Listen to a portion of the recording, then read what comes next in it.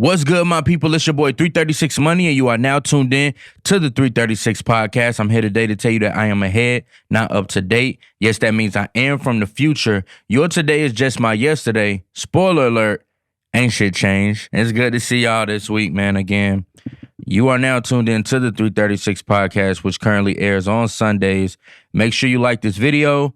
Make sure you subscribe to the channel and also turn on post notifications so you don't miss any segments like this or other ones that we may air throughout the week. Let's just first off start off this show with sending our condolences to the family members who were affected by the Buffalo shootings. Yes, if you guys don't know, there were some shootings in Buffalo that occurred yesterday, and a gunman, he killed 10 people and injured 3, and it's just a real tragedy.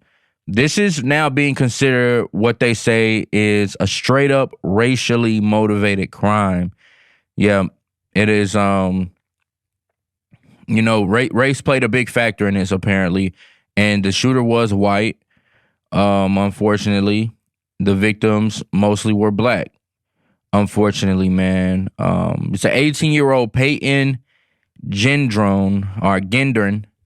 You know, he drove hours away from his hometown of Cortland, New York, all the way down to Buffalo in a historically black area where police say he committed these racially motivated crimes, where he posted a manifest and he streamed this tragedy live on Twitch for what they say may be about 30 seconds. He's seen driving up to the location saying sometimes you just got to go for it.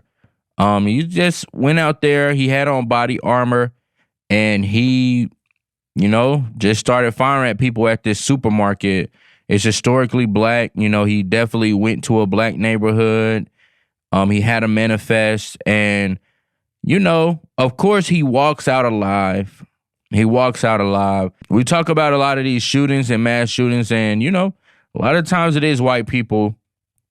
And then we talk about the amount of deaths that black people are getting for, just traffic stops. We talked about Patrick Leoya, and I mean, the list just goes on and on. But, the difference is, white people, they know how to just surrender, because I guess the situation is a little more calculated too. But, white people know how to surrender. That's one thing we can take from them.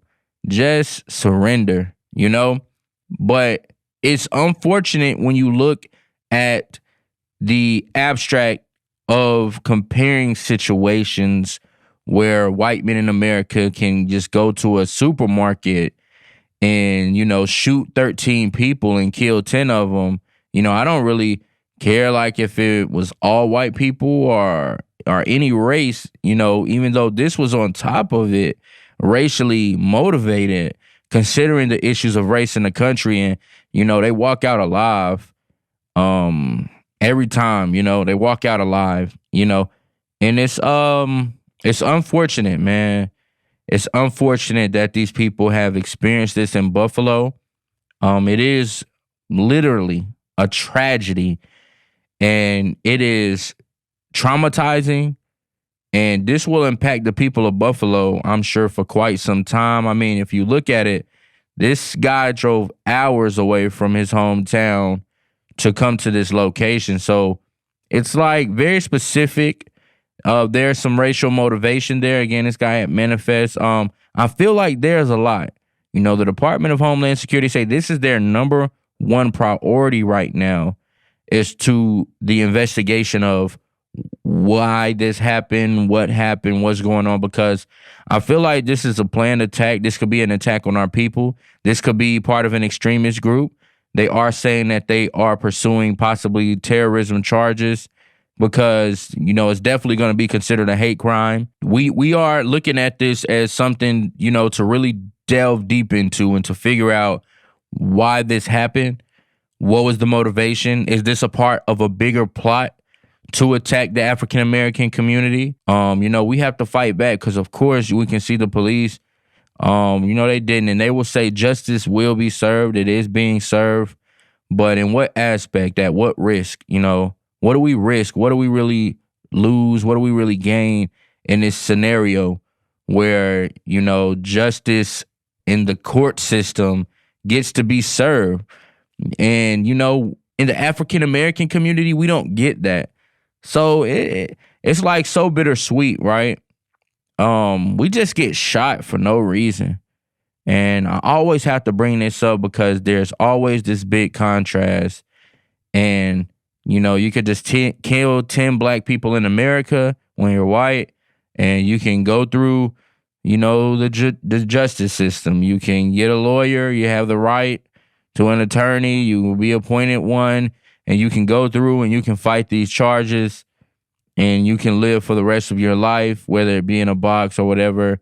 We don't know what happens in these jails. We don't know, these jails are run by mostly big corporations. There's a lot of racial things going on in jails and prisons that we don't talk about enough. We don't know the benefits that these guys get, because a lot of these extremist groups, their arms really extend into the prison. So this guy will be protected. He'll be loved. He'll be praised by, extremist groups in prison. And he'll probably be protected by the workers there too, because, they all work together, guys. It's no different than the government just allowing this to happen, allowing this guy to walk out alive. The law enforcement agencies, just apprehending him and being very casual with this. And, we can't make it through traffic stops. We can't run from the police. We don't do anything. We can't buy Skittles. We can't buy tea. We can't walk through neighborhoods. We can't stand in front of stores. It's a lot that we can't do without being killed.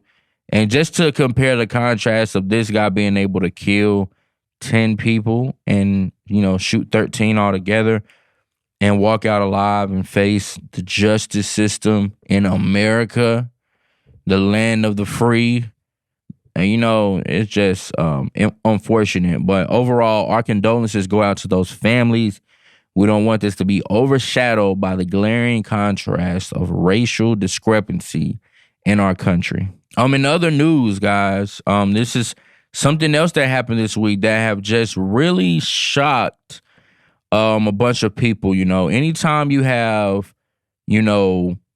pop culture affected in such a way, or you have big names in Hollywood or in media be associated with crime, it's really shocking, and it sends a wave through and you really get to know what's going on out here. And that's what happened this week when the label YSL was taken down by the Atlanta Department of Law Enforcement Agencies as they work with multiple this week in regards to a RICO charge. And, that's racketeering, conspiracy. Though this is the worst type of charge that is created. And, YSL is a big group. They're headed by some big names like, Young Thug and Gunna. Those are just two of the biggest names that, you're going to see in the music industry, let alone in the same group. They're considered, in most people's top fives as a collective, with all the guys they have, with all the talent, with the, accolades that they have, with the discography that they brought to the culture. And, they're here with this RICO charge. Conspiracy, it's the worst charge that you can do. It's just a way for law enforcement to lock up, successful organizations of men, and it's not really, it's not that, sometimes these guys don't have certain things going on. The issue is generally with me is that we can take any altercation that these guys have and we can try to claim it as a gang because it has a name or a title to it, But, on the other hand, we have the Republican Party, the Democrat, the conservatives, the non-conservatives, the unaffiliated. We have all these different groups of people out here who, if we talk about it, are responsible for loads of crime, loads of corruption. And no one's ever filed a RICO charge against the KKK or anything like that. But when you come over to these black communities, which we see oftentimes, The RICO charge is used, and it's a way to throw successful groups of black men in jail just because they have disagreements, altercations, and there's an element of law breaking there. You know, everybody's breaking the law individually. You know, I don't wear my seatbelt all the time. Sometimes I go on red. But when you do it together and you have a name associated with it, now we can call you and label you whatever we want to. And we can say that you're involved, or you thought about, or you've had intent to be involved in whatever type of criminal activity we want to say. And if you just so happen to have gotten into a fight over a parking space 7 years ago at a Food Line grocery store, now we can say this is gang activity, this is bad, and you guys are a huge criminal organization. You know, you get this group of 50 black men and, you know, most of them smoke weed. So now they have, you know, large amounts of weed all together. You know, you may get 200 pounds of weed if depending on they smoke because they're rich. So they're not going to buy weed at a small level. They'll have it. So now all of a sudden you're a drug organization. You know, these guys do some drugs that are considered illegal, you know, pills. So now you're a drug, you know, organization when really you're really just drug addicts, honestly. Rich drug addicts, you know, who get into altercations because that's what people do, who have differences. And that's what happens when you're famous, you're popular, and other people don't like what you do. You get into altercations.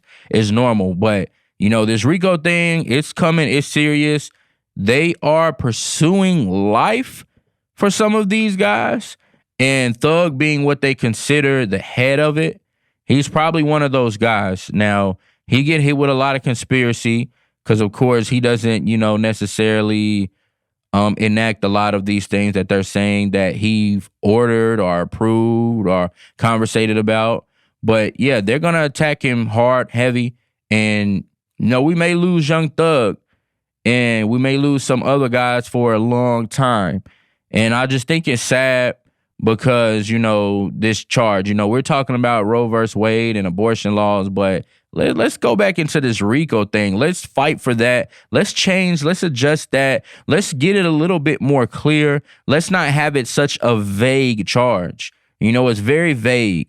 You know, we just fight for a lot of different things in this country, and there are other things that should be fought for, you know, and we prioritize some other things, but it is what it is. This is the life we live.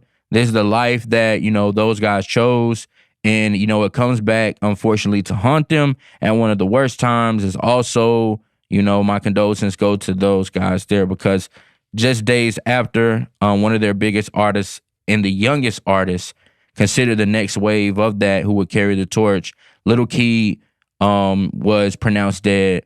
There's not a lot of details surrounding why, but it's told to not be anything violent or related to anything, you know, that has to do with them being locked up. Although I think it could be related to, you know, just them being locked up, life crashing down. Some people are suspecting maybe kidney failure or some type of drug overdose, which, you know, would be very, very unfortunate. But our condolences go out to those guys as well. And our condolences go out to the hip hop community, which I know is hurting right now. A lot of people are hurt behind this, but, you know, we just got to fight for reform. We have to make that a big, you know, issue. We have to make that a big priority, or else these things will continue to happen and these things will never change. That's all we have time for today, guys. It's your boy 336. Y'all make sure y'all like this video, comment what you think about the things that are going on in our country, subscribe and turn on post notifications. I'll be back with you guys next week. Make sure y'all stay safe, but most of all, stay sucker free. It's your boy. Zzz.